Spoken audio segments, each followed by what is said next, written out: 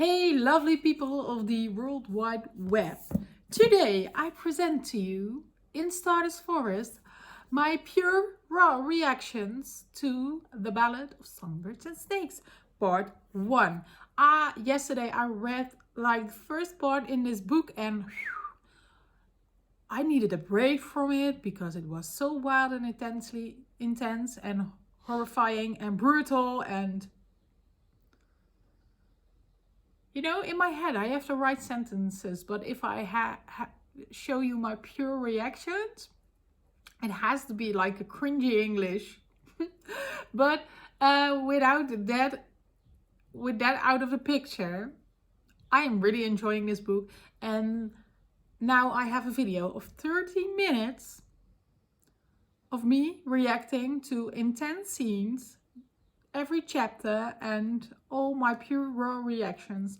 So yeah, if you haven't read this book yet, know that there will be major spoilers in this video series. If you want to discuss with me all the theories, just please do it down below, because I need to talk with someone about this book. And yeah, it's really early in the morning because I really want to continue. So I want just have this pig washed. Is that the saying? I just want to get this online and then I can continue and start recording the second part. So that is what I'm going to do. And yeah, happy Hunger Games. May the odds be ever in your favor. No one has a favor odds or something like that here. Let's get ready for this wild ride.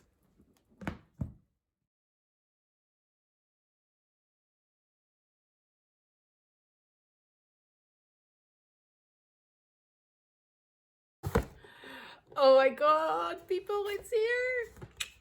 I'm really excited. I'm really nervous. It's really heavy, and this is my edition of bol.com, and it's a hardcover edition. So my dog is going to roll. Good job! You can see it. Alright, my dog has stirred a little bit of it.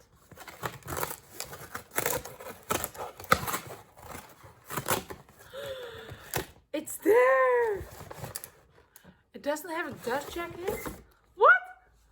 Oh my god, it's here! Oh, it's so pretty. Oh my god. Oh my god. A little bit of cutesiness.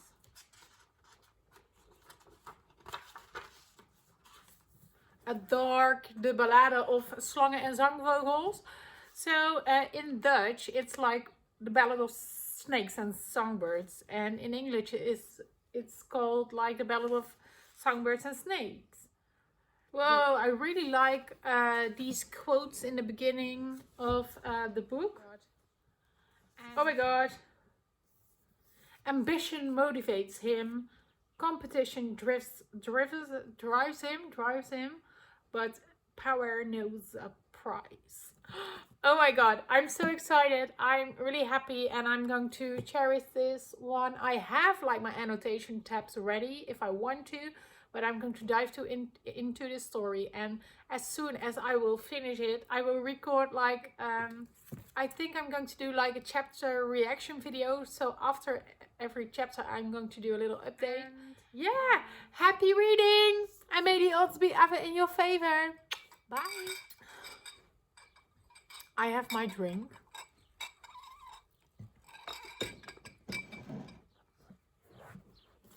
I have my book, and let's dive into this badass thing. Alright, I haven't finished chapter 1 yet, but this is the first year in the games that I introduce like the mentors, and the games are in this amphitheater, and whoa, whew, intense, already intense. So I finished the first chapter. It's very interesting because he just got the girl of District 12 as his tribute. And this is the first year that they are introducing mentors in the games. It's the 10th Animal Hunger Games. And in the beginning of this chapter, I felt a little bit off because he was referring to things in his childhood during the dark days, but we don't know. We do know that the dark days like ended 10 years ago, but we don't know how long they lost. But as he is referring to his past, he knows the good days before the dark days and the dark days themselves. So it feels a little bit odd when he is just in the last year of high school. He's really covering that he is so poor that he only drinks like a crazy ass soup. And Tigris is the niece of Snow, so that was an interesting thing. And she's already on the first page. So I'm really curious what is going to happen between Tigris and Snow, that they just hate each other so much.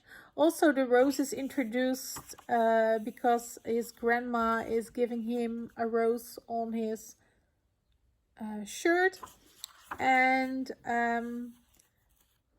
so he's struggling with his like temper, but he really tries to not show his emotions to people because he wants to be the next president of Panem. He already is fantasizing about that. Whew! A very intense first chapter. I like it. There is this thing that felt very odd, but if it don't continue in the book, I can look through that. Are you happy, Zora? Zora? Alright, chapter 2. This girl from District 12, she's a real badass because she just did an assassin move on the daughter of the mayor of District 12. And this is going to be or something great for president, for Snow. He isn't the president yet. Or something really bad. She sang a song on front when she got pulled as a tribute, and there is this tension that Snow is going to have to leave his house because of new taxes, and that is really like confronting him and his how do you say it? So the rector of his school is like really isn't liking him and is confronting him with like his poorness and what are you going to do if you don't win the prize? So there is something going on. I'm going to continue further. Let's dive into chapter 3. Oh my god, that scene that the tributes are coming into the station with the train. Oh my god. What? Oh my god. And then when that other tribute falls on the floor and breaks her teeth. Oh my god. And now the Snow is like invited to like this a big truck with iron fencing on it for the tributes, and it's really horrifying. It's more brutal than the games of Katniss. It's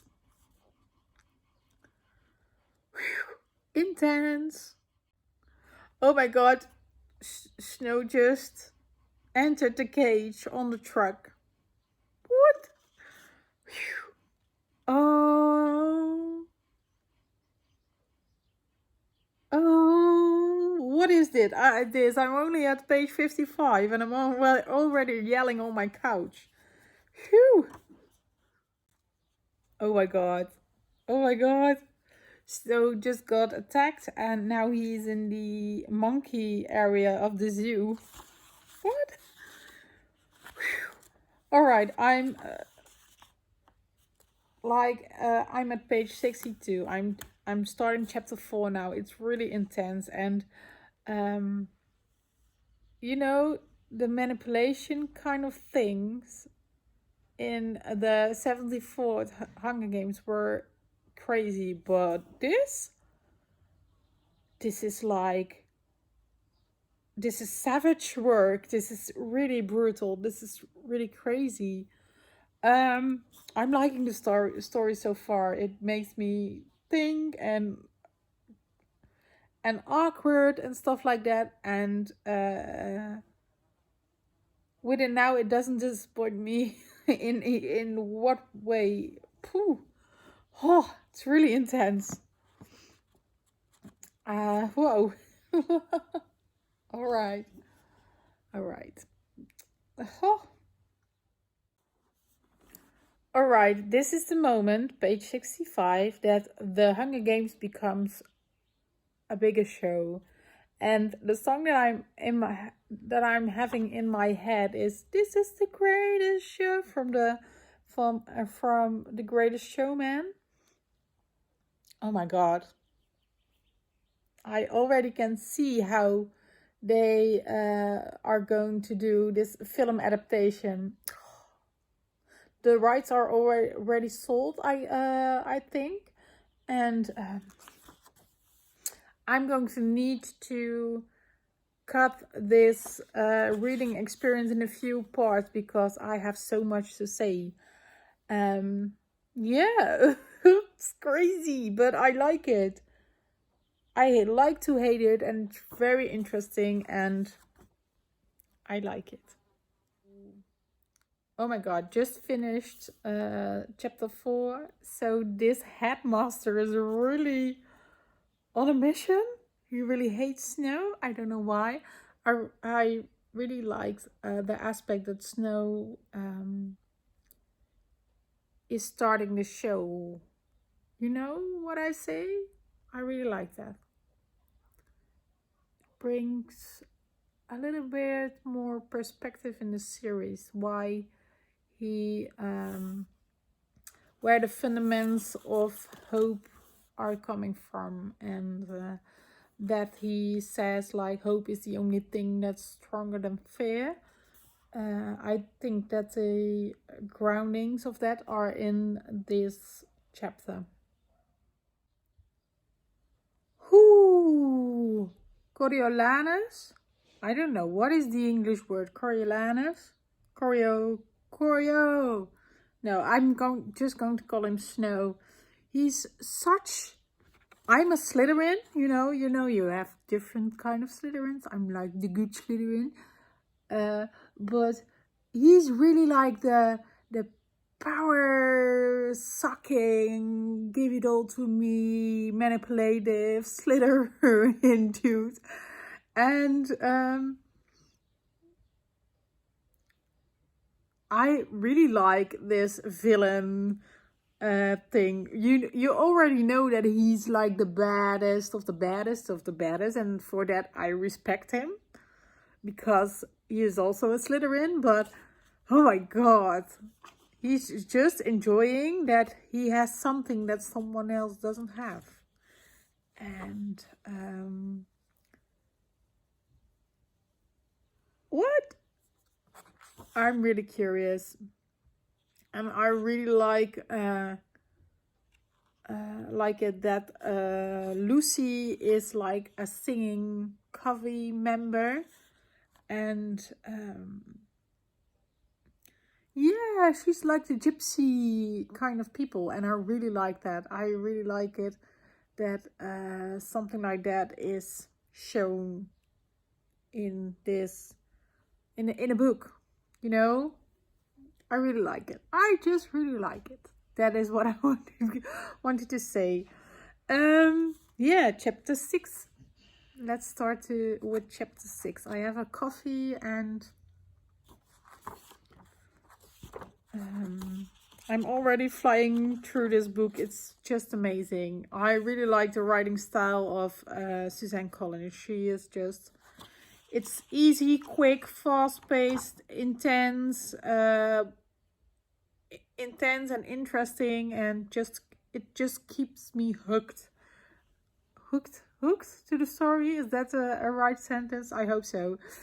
I'm really sorry for like the cringy Dutch English that I speak, but I am having a good time with sharing my thoughts, and it is easy to do it in Dutch, but it's so much more fulfilling for me that to do it in English. So I'm just going to continue, and I'm just enjoying my time, and that's what I wanted to say. This is going to be a long video. I think I'm going to do them in chapters of 10. Yeah. All right. How are you enjoying the book? I'm at chapter 6. I'm really curious. What do you think of the book? I just finished chapter 6, and chapter 6 is all about the idea to make the Hunger Games more attractive to the people, so they are going to watch them. And a mentor has just been killed, and I'm like, what? It's really crazy, really crazy. But the tribute is probably going to die, so what does she have to lose? Nothing. I'm at chapter 7. I have decided to read like 10 chapters today, 10 chapters tomorrow, and 10 chapters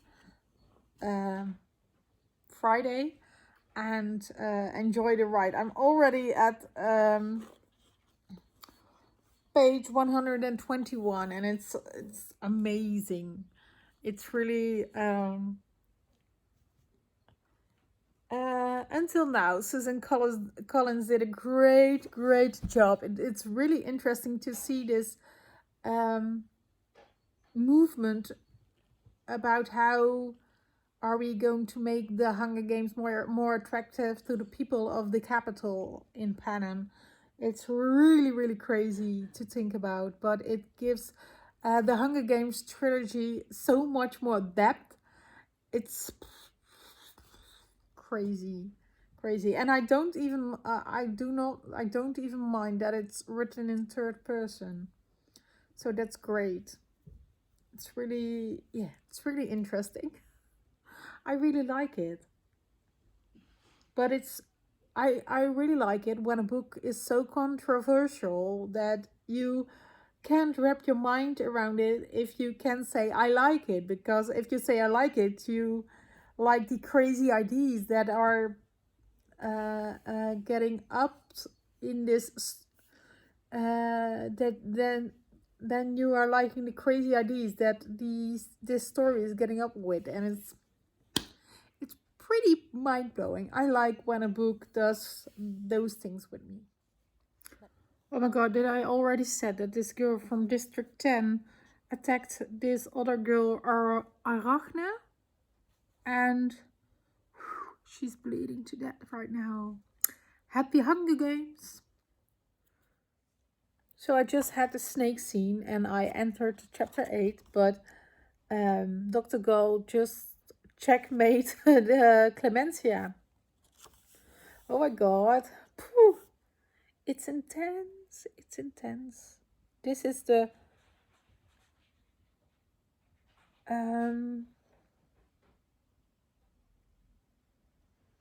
this book is doing so much with my mind. And I really like that I am only reading about villains.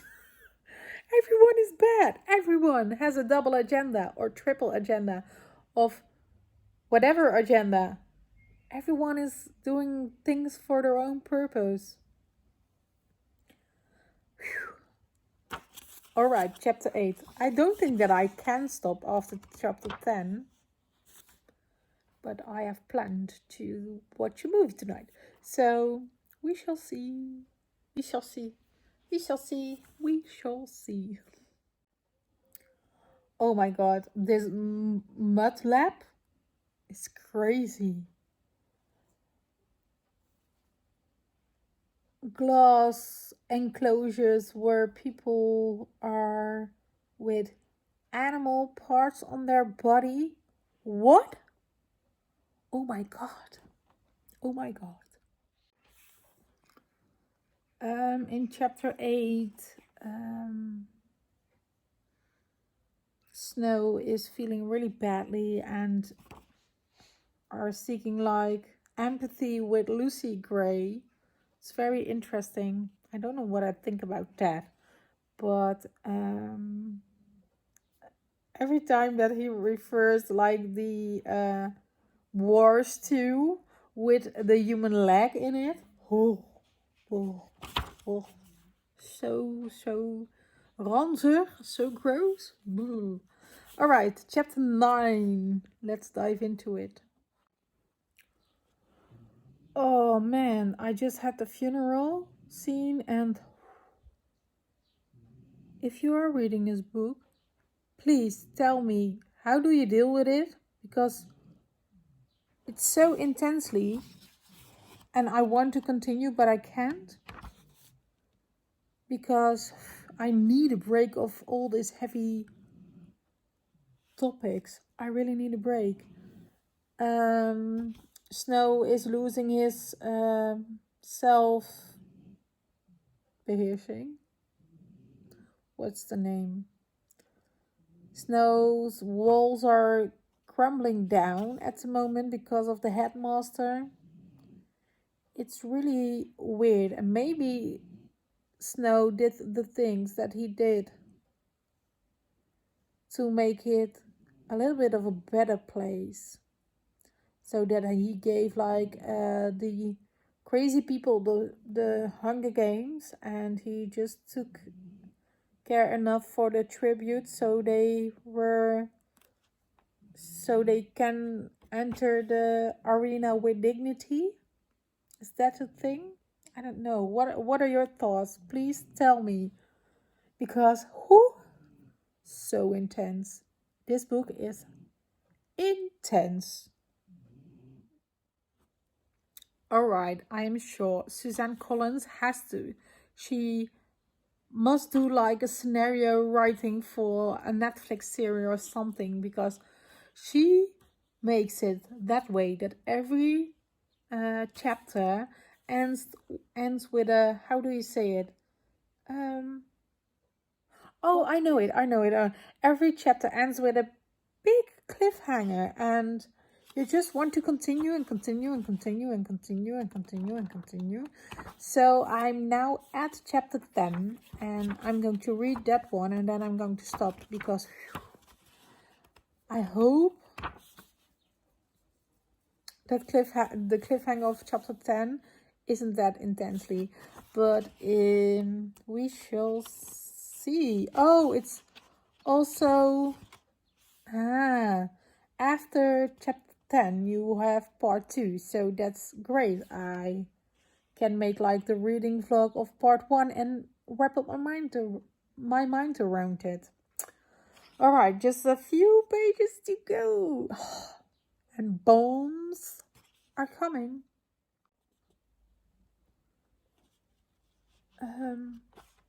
It isn't confirmed, but I think Lucy Gray is dead already. What?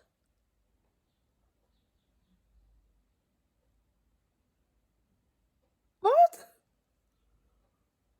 No!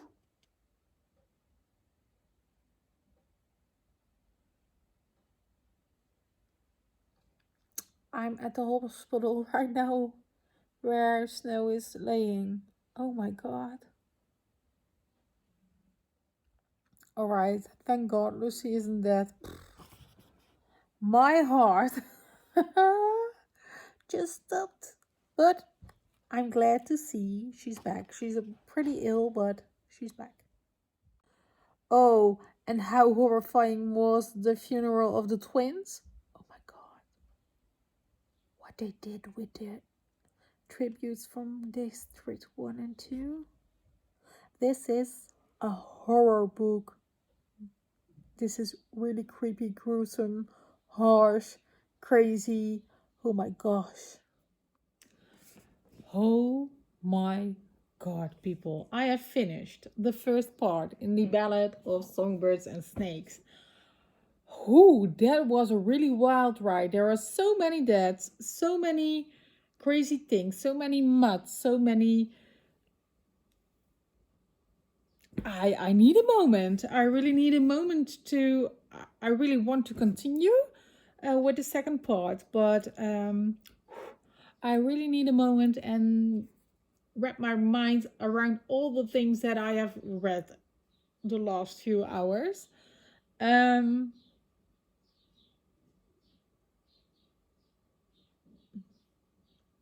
I am wondering at this moment, are they going to continue the games, and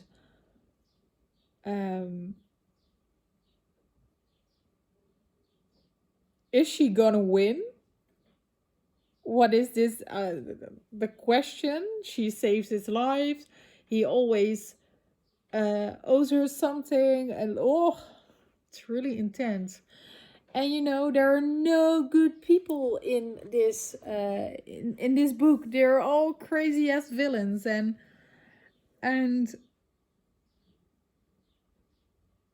this tension of the war and of these bombs, and wow, I'm so blown away by the first part of this book. And we have so much more story to come. I'm at page 180. And the next part is called The Prize.